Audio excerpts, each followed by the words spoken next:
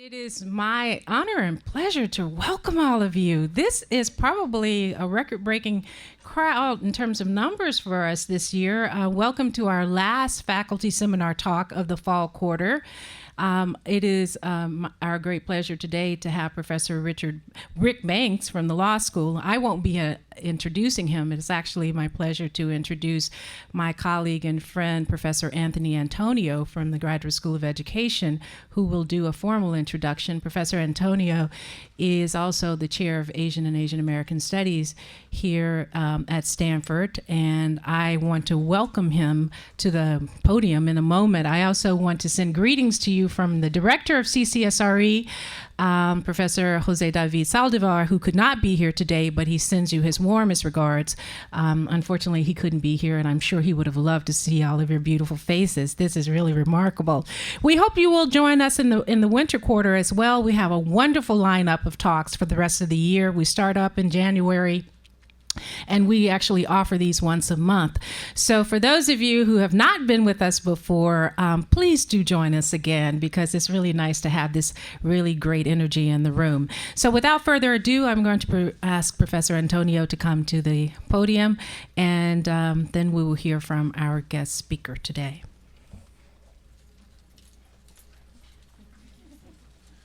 Good afternoon, everyone. This is a great crowd. Before I start, I just wanted to make a note of an event at the very first week of next quarter for Asian American Studies. Professor Anthony Ocampo is coming to campus. He's a CSRE grad here and an MTL grad. He's now a faculty member at CSU Pomona. And he's going to talk about he has a talk called Racial Chameleons, How Filipino Americans Navigate the Rules of Race. And that's going to be on January 9th here. He's going to do some other stuff on campus, so look for that. So I was really pleased to ask to introduce Rick Banks. Rick and I came to Stanford at the same time a while ago, almost 15 years ago now, I think. So we started here together, and I really got to know Rick through these series of things that we called diversity networks. And that was started way back when in CCSRE, and what they were these monthly or so meetings of people talking about specific aspects of diversity, and ours was held at night at Hazel Marcus's house. Over food, and we talk about interesting studies that we were engaged in around diversity and interactions with diversity in the context of schools and other things. And it was a great group of folks, and that's how I got to know Rick and his family. I got to know that he's from Cleveland, and he's very proud of that. So he's a very hearty person because he comes from that cold place, which is warmer today than it is here. So maybe he would rather be in Cleveland today, I'm not sure. But Rick is a wonderful scholar, legal scholar. He's also one of those folks that really ingrained in me that legal scholars are multidisciplinary scholars, and I'm sure you'll see that with his talk. Rick talks about issues that pertain to the law, but usually in drawing in psychology and sociology and history into it. So I'm sure it's going to be a wonderful talk. So Rick teaches in the law school. As you know, he's the Jackson Eli Reynolds Professor of Law. He's also a Stanford alum, an undergraduate, and a graduate in our Graduate School of Education. So he brings a lot of education into his studies. Some of you who haven't met him probably know of his last book, Is Marriage for White People? How the African American Marriage Decline Affects Everyone. And he's done a lot of media for that. He's also affiliated with the Clayman Center here on campus, the Stanford Center for Opportunity Policy and Education, SCOPE, in the Ed School, and the Center for the Study of Poverty and Inequality in Sociology. So it's my great pleasure to welcome Rick Banks. Anthony, it does. It seems just like yesterday when we both came here. What were we, 23 and 22, I think, at that time. Now that we've moved on into our... You did have a ponytail. I had a big... I did have a big afro once upon a time. And I realized how long ago that was because I told one of my sons that I referred to some photo of someone else with a big afro, and I said, oh, that's how Daddy used to look. And my son looked at me and his eyes got big, and he said, you had hair? And then I realized that, in fact, he had never seen me with hair. It's sobering. And I like to imagine this is by choice, right? I mean, that's the situation of every black man who shaves his head creates an ambiguity about whether this is an avoidable situation or whether this is simply a fashion statement. So we'll leave you wondering. But it's a pleasure. No, it's a pleasure to be here. Thank you for having me. I think of this more as a conversation, really, rather than as a talk. Partly because that's the way we do law school classes. We like to have conversations. And it's almost certainly because, all of you collectively have many more ideas than I have. And I want to draw on your ideas to try to help piece together and fill out what I can only describe as a puzzle, right? Less an argument, less a paper. Certainly not a book yet, but will be a book at some point, hopefully soon. But right now, it's really still a puzzle. So I'd like you to help me fill it out some. And the topic, I think the title is subject to change, but the current title is something like How Diversity Corrupts Affirmative Action, Race, Class, and College Admissions. And that's to say that the start of the book is a critique of how we think about universities, how we think about admissions, how we think about affirmative action. This is a critique that I would not have expected myself to make. If I could, go back 5 or 10 years, I would not have expected to be writing this book. I thought that I would have guessed that the affirmative action issue was settled, at least for a while. As many of you know, in 2003, the Supreme Court decided a big double-header of cases, the Grutter and Gratz cases from the University of Michigan. They concerned affirmative action policies at the level of the university for the undergraduate admissions program in in Gratz, and then Grutter concerned the affirmative action policy at the University of Michigan Law School.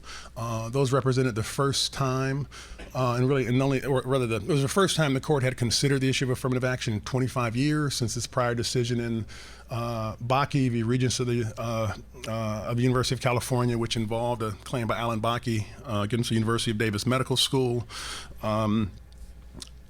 And so 25 years had passed between those two merits rulings. Most people thought, and I probably predicted pretty strongly, this issue is settled for a while. There was even language in the opinions that suggested, now we've had our say, let's leave this where it is. But of course, the composition of the court may change.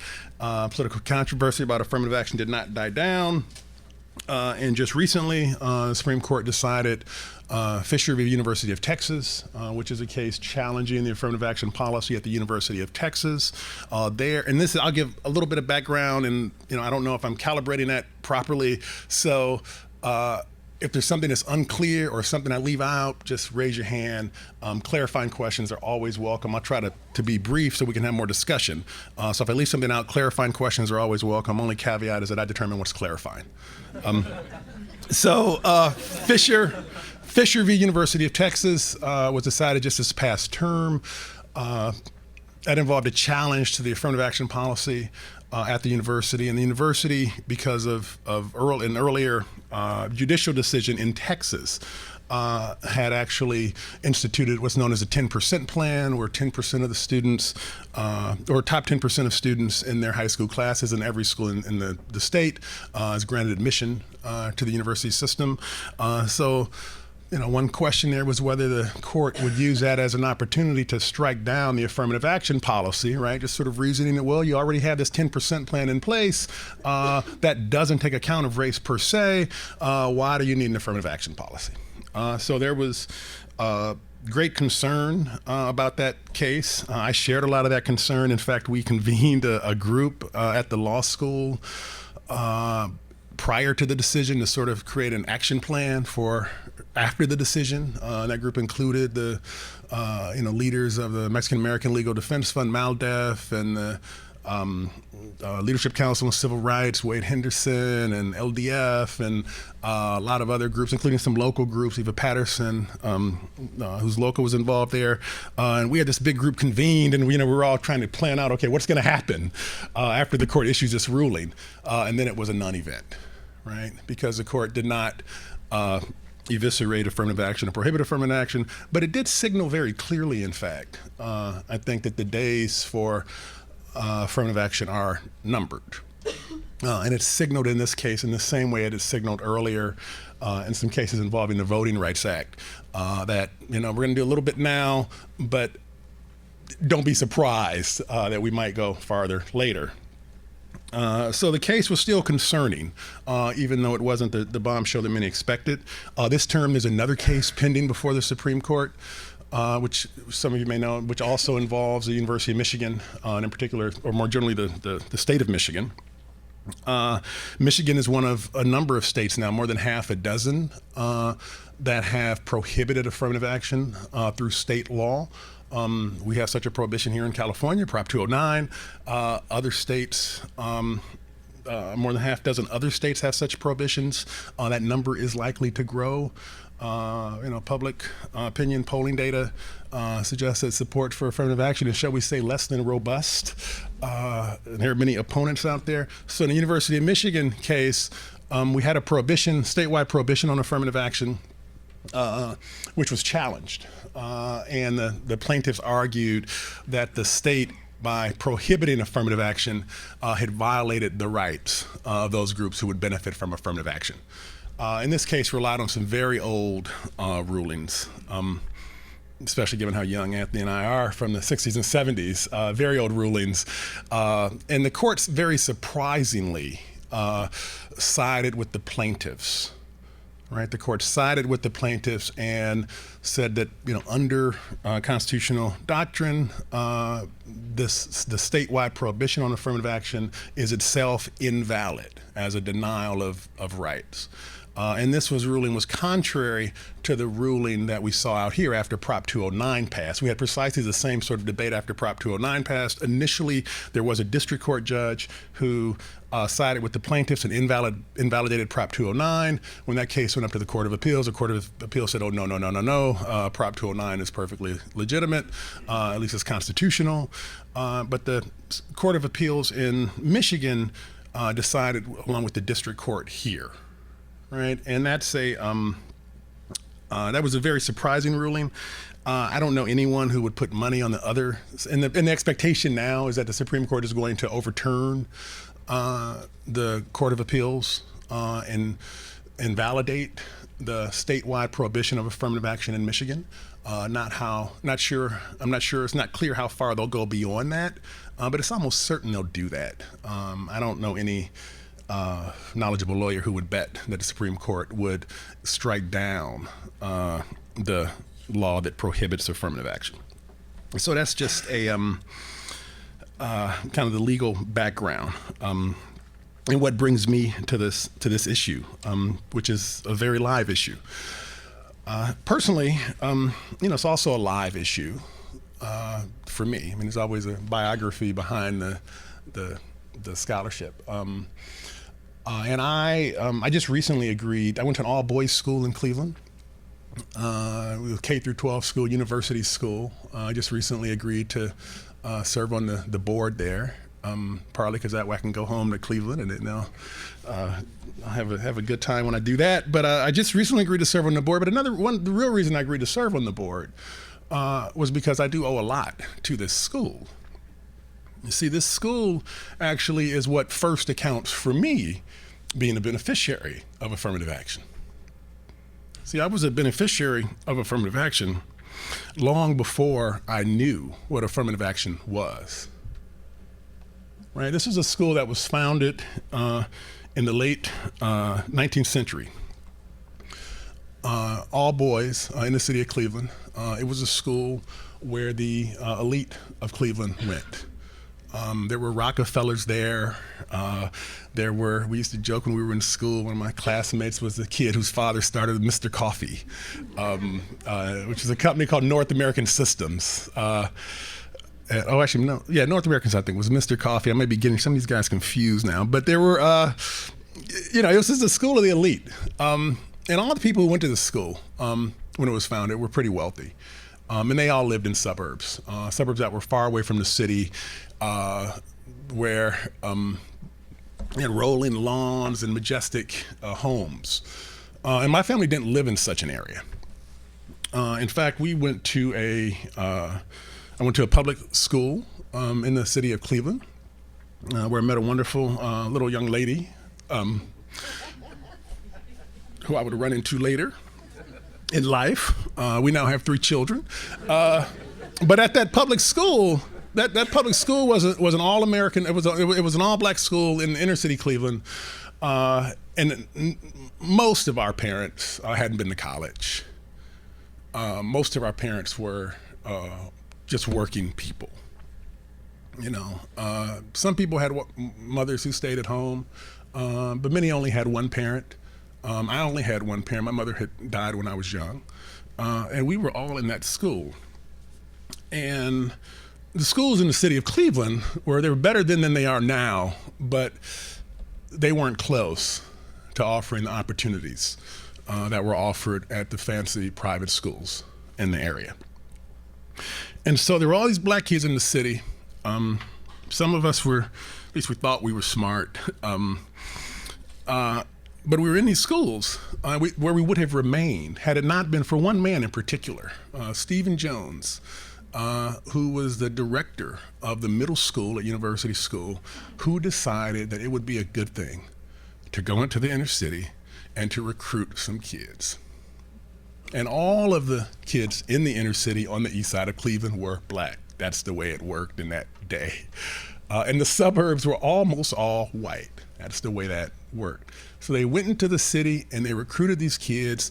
All of us, without exception, were on scholarship. And we all, without exception, also did well at the school.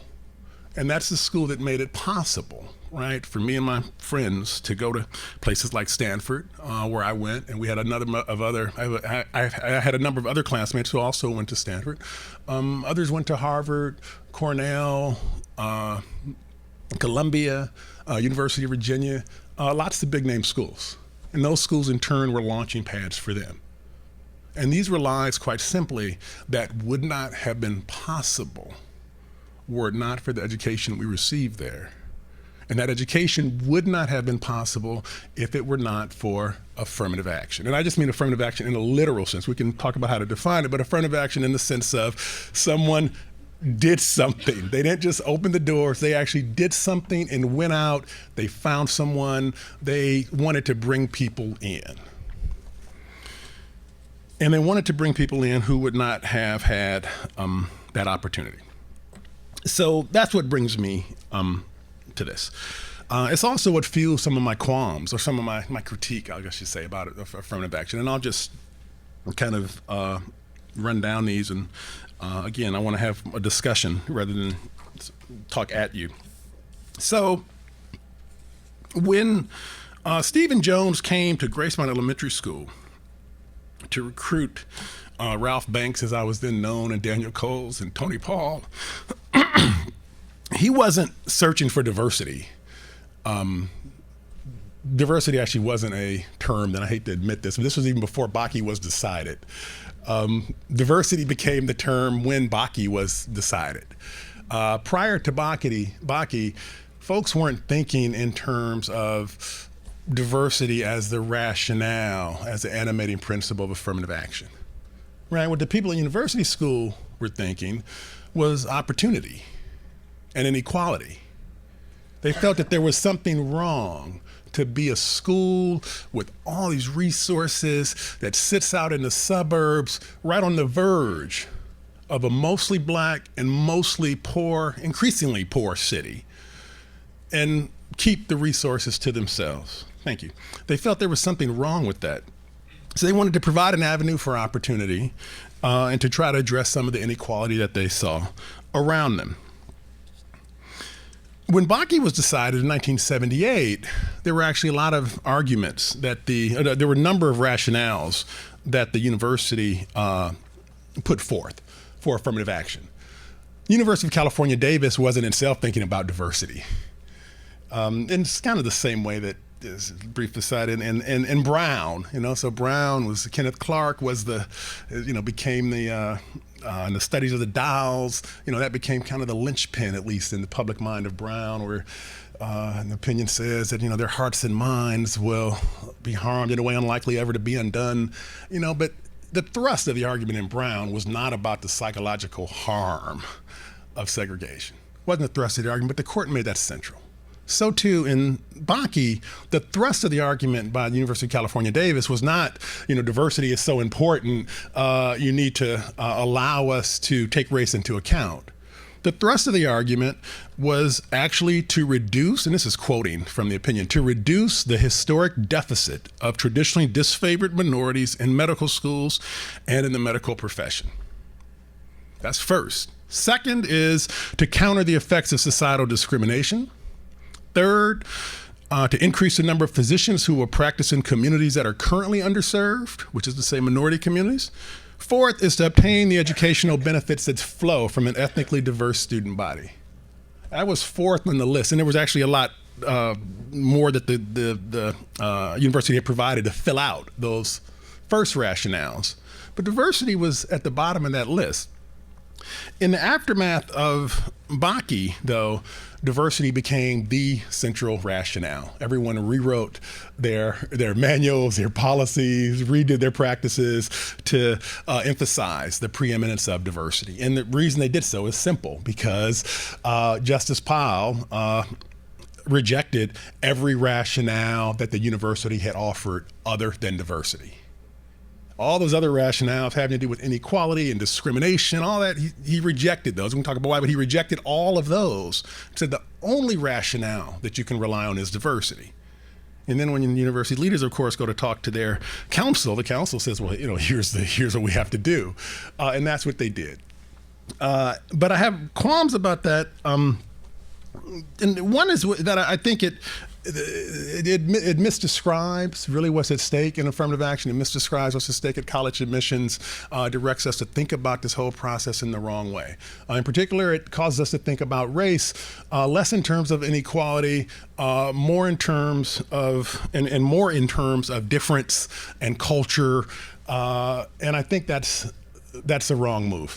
We take a bad turn when we begin to understand race primarily in terms of culture and difference and identity, and not in terms of inequality. So that's one qualm. Qualm number one is the diversity rationale leads us astray. And we'll say more about that later. Qualm number two is about the practice of affirmative action. And there is, to say the least, a disjunction between what we say and what we do. In Bakke and in subsequent cases, the court repeatedly describes affirmative action as a proverbial thumb on the scale, right? And the idea is that diversity is this, and this is one of the sort of benefits in a sense, right? Diversity is a principle that's universal. Although the university may be concerned with race per se, actually it must be concerned with the broader array of characteristics related to diversity.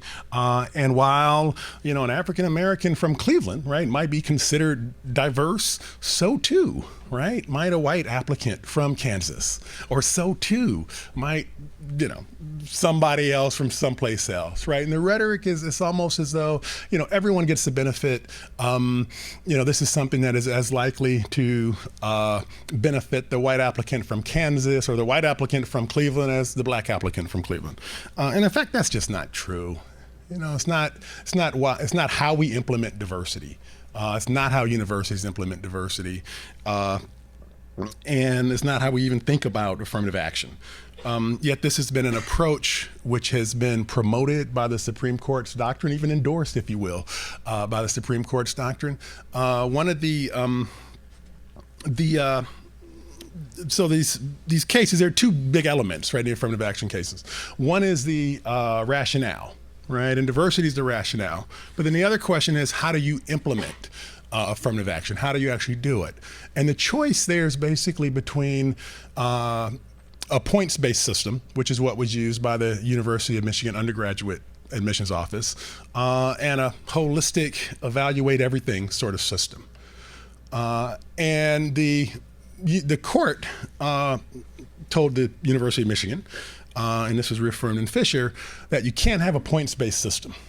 Points-based system, the court says, is mechanical. It seems too much like the quota that was prohibited in Bakke. Instead, what you want to do is to have a holistic, all things considered, evaluate every aspect of every candidate against every aspect of every other candidate.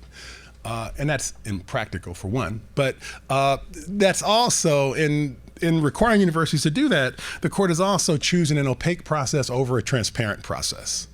I mean, the court is actually prohibiting you from having a transparent process that allows people to see what you're doing and actually evaluate it, and instead requires you to have an opaque process where admissions officers sit around the table. I always imagine the Ouija board in the room, and it's moving, and it's like, which applicants should we admit, right? And I say this as someone who takes part in admissions. So it's, but that's the way it works. So that choice for opaque over transparent, it actually creates the possibility, or sort of guarantees the possibility, that there'll be a big disjunction between the practice of affirmative action and the rhetoric of affirmative action. It is how we like to describe it. It's not making much of a difference, thumb on the scale, and how it actually operates, and that can't help but fuel opposition to the practice. Okay, so the third qualm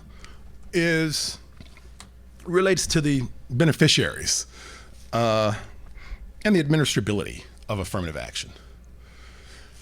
The beneficiaries of affirmative action now are not the type of kids I was 30 years ago. And by that I don't mean the kids with big afros. I mean they actually are not kids from inner cities whose parents didn't go to college, who are among the first generation in their family to go to college, who can't afford it. They're actually not those kids. They're actually kids more like my son, or one of my sons, right, who are African American, but they don't want for opportunity. And this is true to a startling extent. It seems obvious that affirmative action benefits the most advantaged members of the group. This wasn't such a big issue when the group as a whole was less advantaged. It's more significant now that we've seen a dispersion in the economic well-being of African Americans. So you have some who are doing very well, and you have some who are not doing very well. And we know which kids are more likely to end up at elite universities. There are other problems with the beneficiary groups, which is, at the time when I applied to Stanford, even before then, I was class of 87, came in 83. At that time, most of the beneficiaries of affirmative action were kids who were like me in other ways, frankly. Or they were kids who were like me in another way, which is that, our families actually had borne the burden of all those horrible things, right, we like to celebrate now that are behind us in American society. My mother's and father's family both fled the South. And we can tell that as a really positive story about immigrating for jobs, or we can tell that as a more negative story about fleeing white oppression and terror, where people could be brutalized, murdered with impunity because they made the wrong move, did the wrong thing. The wrong thing that my uncle did, in fact, which led to my father's entire family coming north, was that he had the boldness to one day in Georgia, outside of Atlanta, he wore a new suit into town. Literally, a new suit into town, which for some reason people did not like. By the next morning, they were on their way north. And those are the sort of stories, right, that led black people to leave the South. Those are the sorts of histories, right, out of which people were emerging. But when you look at universities now, those folks are much less well represented than they used to be. Right, we've had an extraordinary amount of immigration to our society, immigrants from all different areas. We've had lots of immigration from Africa, from the Caribbean, and this is reflected in the composition of student bodies. If you look at the African American population as a whole, immigrants are, 10, 12, 13, 15% of the population. They're substantially more when you look at the percentage in college. When we look at public universities, immigrants are about 23% of the black student population. When you look at private universities, about 28%. The numbers go up. You look at the most selective universities, they're about 35%. You look at Ivy League universities, immigrants are about 40%. And so these are numbers that are way out of whack with the overall population. And then finally, my final concern about the beneficiary group relates just to the issue of administrability, which is that, again, in 1960, 1970, 1980, it was sort of easy to figure out, who was a member of the beneficiary group. Now it's not so easy. We've had dramatic increases in interracial marriage, which is a good thing, right? I wrote a prior book saying that's a good thing, right? It's a good thing, right? That's a very positive thing, right? But it does create complications for an administrator trying to implement an affirmative action policy. And this was brought home a few years ago at the law school. We had the unfortunate situation of having admitted a class with a large number of black women, but only one black man. Not good. That's another story, right? It's like, okay, there's a problem there on the black men's side, right? We had admitted a class with a large number of black women, only one black man. The problem was that all the black women in the class insisted that there was no black man in the class. They had looked through the book, they looked at their classmates, they said, there's no black man in the class. And the dean of admissions said, yes, there is. The problem was she couldn't tell you who it was. I'm not making this up, right? She couldn't tell you who it was. There's a privacy issue there. Right? But they were admitted, right, as a black student. And that's actually part of a bigger problem, which really is a question, right? Is that drawing those lines may seem easy when we have the very segregated society that we had in 1960 or 1970 or even 1980. But when you add in lots of immigration and lots of intermarriage, it becomes difficult to figure out sort of who should be on what side of the line. So those are qualms. One more qualm, bigger qualm, the broader concerns I have, right, about this admissions debate, which is that the focus on affirmative action, it presupposes one is the validity of and the importance and the centrality of test scores and grades in high school, and more generally, it suggests that, or people will say that, and admissions deans say all the time, we don't make mistakes when we admit people. You all deserve to be here, right? You've performed well, excellently, and you have high test scores, and you bring diversity. And this is this idea that being admitted to a university like Stanford is something that one can merit or deserve or earn. And I think that's completely misguided. No 17-year-old can deserve to be at a place like Stanford or can earn the right to be admitted to a place like Stanford. No one, right? For two reasons at least, right? And we could talk more, but one reason is that deserving to be at a place like Stanford, let her, she's fine. Yeah, she's fine. Just don't let her fall out the chair though. But deserving to be at a place like Stanford, to deserve something or to merit something like that, means that you must have done something that's socially valuable. Either you have done something that's socially valuable, or you can do something that's socially valuable that gives you a strong claim, right? So if there's a job opening for a welder and you're the best welder, you can say that you deserve that job, right? Because the idea of hiring the welder is that we want to get the best welder, and if you're the best welder, you'll put the building up and it'll be less likely to have flaws. But when it comes to college admissions, there's no, there's little basis, right, for thinking that because someone did well on a 3-hour test, or even because someone was a very good student, that earns them admission into a university like Stanford. That's not something that anyone can deserve. You deserve things if you can do something that's socially valuable, but in fact, the academic work that we do here is really a means to a greater end, right? And I'm always hesitant to say it's a means to a greater end, right? It's not an end in itself. And certainly, scoring well on a test is not an end in itself, right? The other reason that no one can be said to deserve things, frankly, is because you're not responsible for any of the things you do, you might say. I mean, and I am a determinist in that sense, right? It's really striking when you look at the correlation between test scores and academic performance and all the sort of background characteristics that we know influence those, right? And so you might look out and say, or the 17-year-old might feel, I deserve this because I worked hard.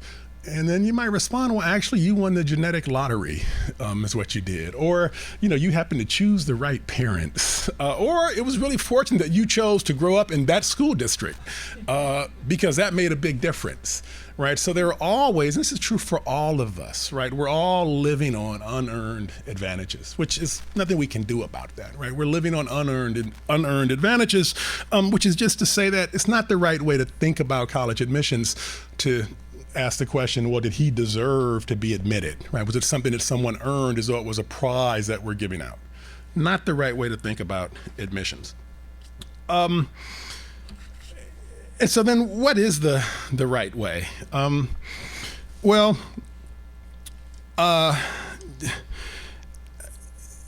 I think about universities less in terms of, or this admissions issue, less in terms of, what students bring to universities, and more in terms of what universities' obligations are to society.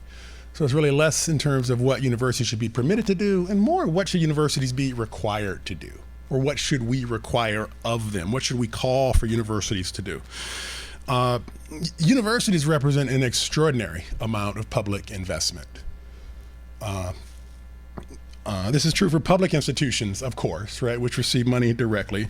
But in fact, it's no less true in a sense for private institutions. Institutions like Stanford receive extraordinary amounts of government money in the form of grants for students, in the form of grants for faculty, in the form of grants for research. And a lot of this money goes to underwrite all the things that we do here. Universities are, of course, tax exempt and get all sorts of benefits. And those benefits are not often in the front of our mind, but when you think that you can have a university that can have a 5 or 10 or 15 or 20 or 30 or $40 billion endowment, and think about the annual budget, and then you think that's all tax-free, no tax consequences, then you begin to say, wow, actually the government really is paying a lot for these universities. And in fact, no one even pays full freight. Even those who think they're paying full freight, they actually are not. Everyone's being subsidized. It really is true that the cost of providing education is far greater than the amount of tuition. So even if you're paying full tuition, you're still being subsidized. And you're being subsidized in part by all of us, right? Because we're all contributing, at least in the form of foregone tax revenues, to making the university operate. Right? And the more elite the university, the greater the subsidy. The more elite the university, the greater the subsidy. Kids at the community colleges are paying a higher percentage of the actual cost of their education than students at Stanford, right? Which then leads to the question of, how do we justify this? How do we justify this massive public expenditure? And only by thinking about how do we justify that expenditure can we think about what should be the goals of university admissions. And the short answer, I think, and again, all of these could be longer discussions, is that we have to expect and require the universities be useful for the nation. And this is what Stanford says, right, is that we do things that are useful. And what we should all want to do is something that are useful. And I think of useful in a broad sense, but we have to ask of universities that they do things that are useful for the nation, productive for our society rather than mere consumption for those of us who are here. Part of that is to promote social mobility. That is to make it possible for kids who were like me 30 years ago, or the other kids who live in cities like Cleveland and Detroit and Chicago and Indianapolis and Jackson, Mississippi, to make it possible for all these kids who are actually cut off from opportunities to have opportunities. And that's more important now than ever, right? For reasons that are probably very familiar to all of us. It's always been advantageous to go to college, but the economic premium, to put in economist terms, economic premium of a college education is greater now than it's ever been in our lifetimes, right? The gap between those who go to college and those who don't, or those who go to an elite college, and even those who go to an less elite college, is very substantial. And that, of course, is part of what fuels the continued debate about affirmative action and college admissions. So how are universities doing with promoting mobility, with being universities that are accessible to citizens from various economic positions? Well, the short answer is not very well. You could think of at least two different visions we might have, or different endpoints we might have. You know, one is you could imagine a university should be, and this is an aggressive one, you could imagine that the university like Stanford should have equal representation of people from all socioeconomic categories.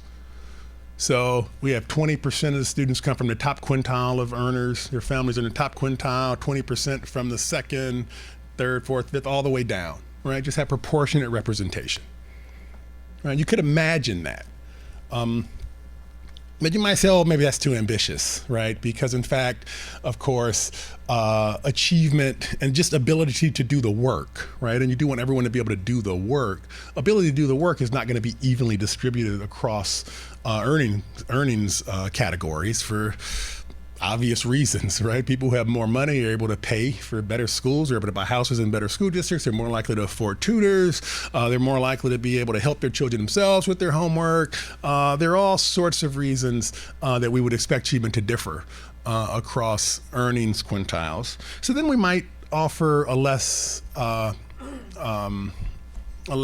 sort of aggressive or less ambitious standard. We might say that, you know, among all if we look at the universe of high achieving students, right, students who are doing well enough to do the work at a place like Stanford and do well at a place like Stanford, that those, that the kids from high income families and kids from low income families, they should be as well represented at Stanford as they are within the group of high achieving students. Everybody got that? And that seems to be a sensible approach, right? But as it turns out, we don't even do that. You know, much less have sort of full representation based on societal figures.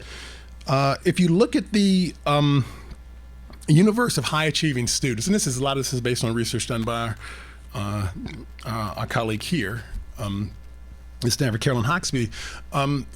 If you look at the universe of high achieving students, the ratio of kids from high income households to kids from low income households, top quintile, bottom quintile, maybe 3 to 1, right? Which is to say there's a big gap in the academic performance of high-income kids versus low-income kids, right? Because we have 3 times as many high-income kids as low-income kids who are at the 90-something percentile on the SAT, right? And who have an A- average or above. 3 times as many. But what do you think the gap is when you look at the actual student body of a place like Stanford? It's not 3 to 1, it's more like 10 to 1 or 15 to 1. In other words, high achieving students, in the universe of high achieving students, those whose families are well off are 3, 4, 5 times as likely to make it to an elite college as those whose families are not well off. This, I think, is a problem. Another way to put this, there are many different ways we can slice. Another way to put this is that if we look at colleges generally, kids from high-income families who are, shall we say, moderately skilled, that is, not at the top of a class, they're more likely to go to college than children from low-income families who are at the top of the class. Right? I mean, we could reiterate the same point in many different ways with many different frames, right? But in some sense, we have a society now where we've allowed class to matter, even as we want people to do the work, we've allowed class to matter as much as or more than achievement in determining who gains the opportunity to either be in college or to be at a place like Stanford. Right? And that's, shall we say, suboptimal for our society. We don't want universities to become places that are populated with the children of families who are reproducing themselves at the high end, even when the children are, in fact, no better academically than the kids from the low end. You know, that sort of society is bad in many ways. Let me just highlight a few. One, I think it's well, in the big sense, I'll say. I mean, it's bad because at some point, as inequality grows in the society, or as inequality grows especially, we need to expect, and expectations we place on universities to counter that inequality become greater. In other words, the role of universities in promoting mobility is even more important when there's more inequality, right? An obvious point. Yet, what we're doing is allowing inequality to grow even as the universities don't do much more to promote mobility, right? They do lots of things that appear in the newspaper, right? Which are good things, right? They say we're going to have free tuition for students whose families earn less than $40,000 or less than $60,000 or less than $70,000. But then it turns out when you actually look at the numbers over time, you don't see much change in the actual population of low-income students at these universities. You see a New York Times front page story that says, Harvard, big initiative. But when you look at the actual numbers, you don't see as much change as you might imagine. It's almost as though they've said, sure, we'll offer free tuition as long as you make it to our door. But if you're actually in an environment where you don't have peers who've gone to places like Harvard or Stanford, your parents didn't go to places like Harvard or Stanford, you don't even have a counselor who's counseled kids who go to places like Harvard or Stanford. If you're in that situation, it's pretty easy to see how you might never apply. And you might have missed the New York Times article that trumpeted the, no tuition, right? And if you miss that, you might just assume, or your parents might just assume that, well, we can't afford that. And if there's no one in your environment who's telling you otherwise, easy to see how the ratio, and within that high achieving group, ratio of high income to low income can be 3-to-1 in the national population. Elite college, 10-to-1, 15-to-1. So that's not a good situation, and that's really the kind of the core of what brings me to this. And there are a lot of ways we could flesh out that situation. Or how extreme the situation is. One fact that always sticks with me, which I learned just recently, is that at Stanford, we do want to bring in low-income students, and we have, keep track of the numbers of low-income students. But then I found out that, much to my surprise, that the definition for low income, who knows what the definition? Actually, people probably do know. What's the definition for? Well, let me give you two. What's the definition? What's the median income in the United States for a family? Who got that? 50,000? Boom. Okay. And what's the definition of low income at Stanford? If you earn less than $100,000. That is the definition of low income. There's also the definition, a category called very low income, which I think is $80,000, right? I was told it was 80 just by official, university official, but we can go into that later. Maybe it's changed. Maybe they've raised it.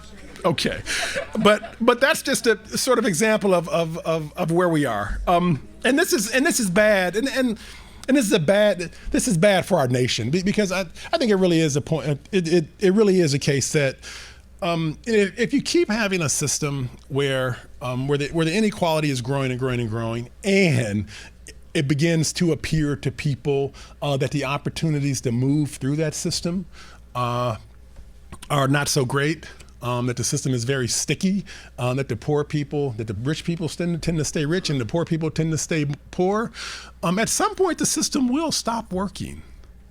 I mean, it really will stop working, right? You can bend and bend and bend, and we don't know when it will break, but at some point it will. Okay, but even if we pull back from that sort of dire forecast and just think about this in a much more concrete sense, we would do better to reallocate slots at schools like Stanford from the high-income folks to the low-income folks.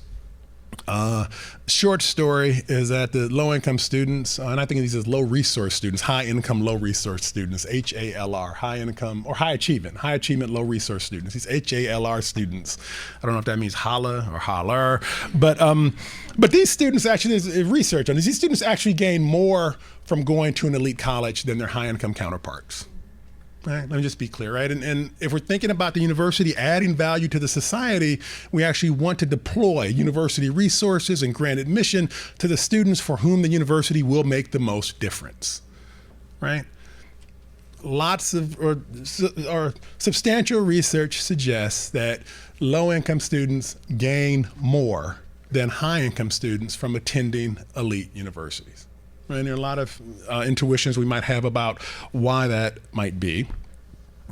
Second, and another way to put that, a negative way to put that, is that high-income students suffer less than low-income students from not attending an elite university or from not attending college even.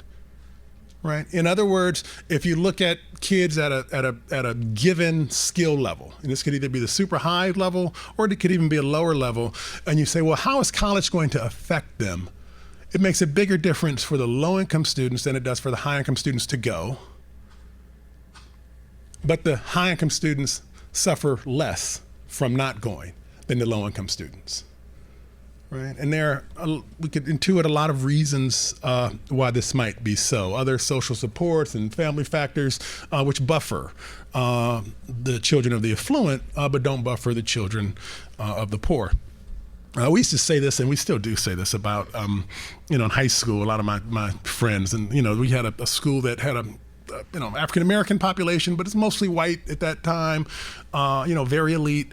And we used to joke, but it was, one of those jokes born of truth that, black kids get one chance.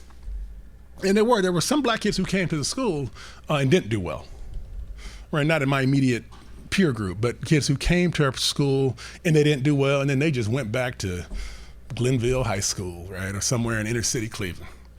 But they're white kids who had chance after chance after chance after chance, right? And that's because their parents were able to provide them that chance after chance after chance after chance, right? And that's the buffering effect of having resources.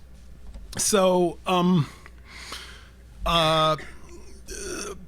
so there's that argument. And one more, another important consequence of reallocating, swapping out high income for low income, is that low income students can have spillover effects or externalities, however you think about it, right, in ways that high income students don't. Right, there are high schools all across this nation where no one knows anyone who's been to a place like Stanford. No one thinks of going to a place like Stanford. You have one person go, that then creates an awareness among a much broader group that, well, this is actually something that's possible.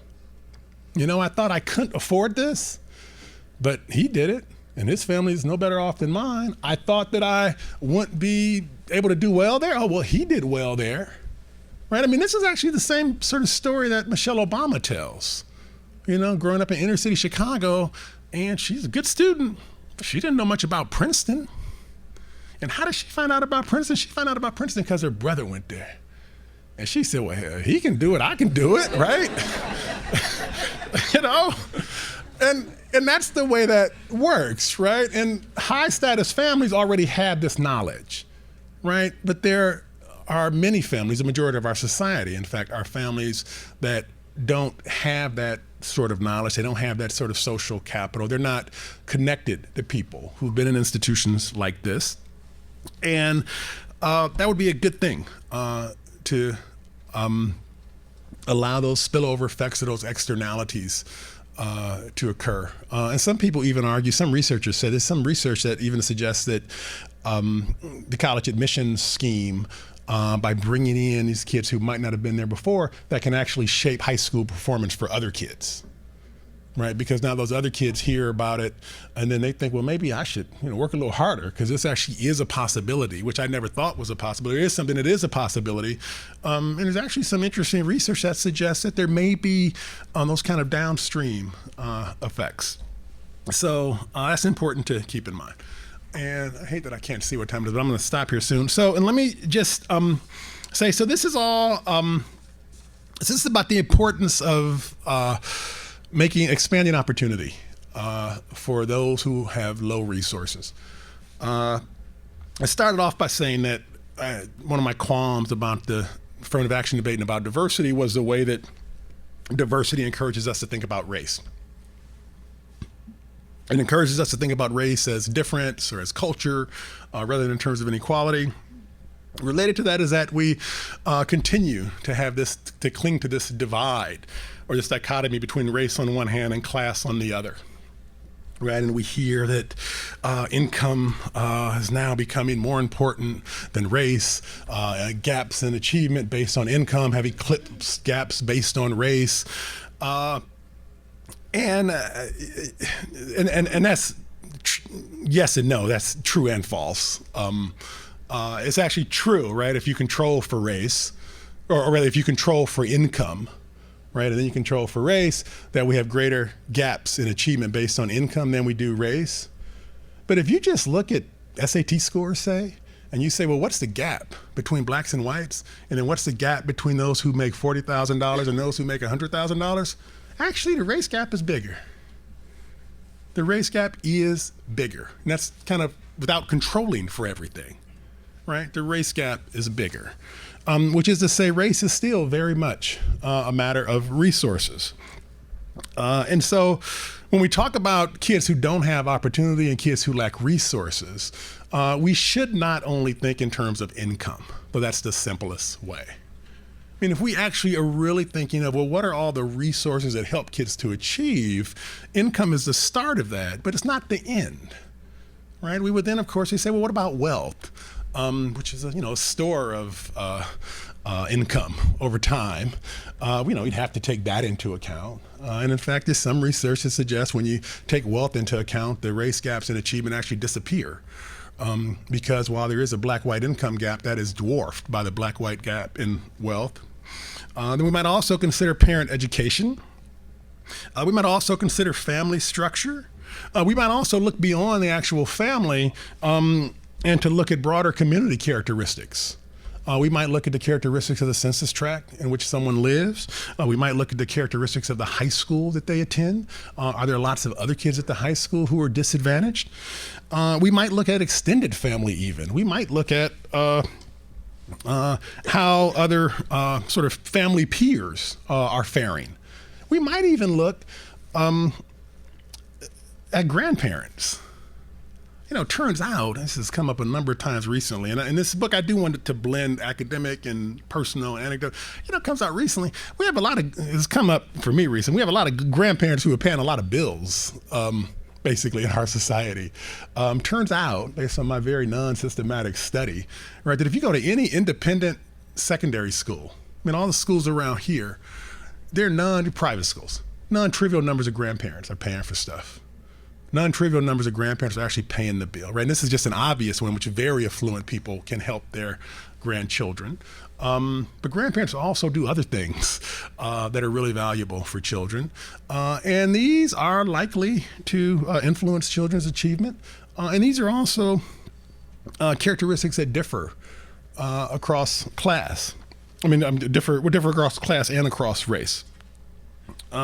So when we think about resources, and this is one of the issues that brought me, so when we think about resources, we should always think more broadly than income. And in fact, we should understand that race is intimately intertwined with all the disparities in resources that might influence people's achievement, starting from income to wealth, to parental education, to family structure, to community characteristics, to grandparents' characteristics, to your cousins and whether they went to college. All those factors are so bound up with race, in fact, that if you really wanted to try to figure out, what's a good predictor of how disadvantaged a child has been, race actually wouldn't be a bad proxy.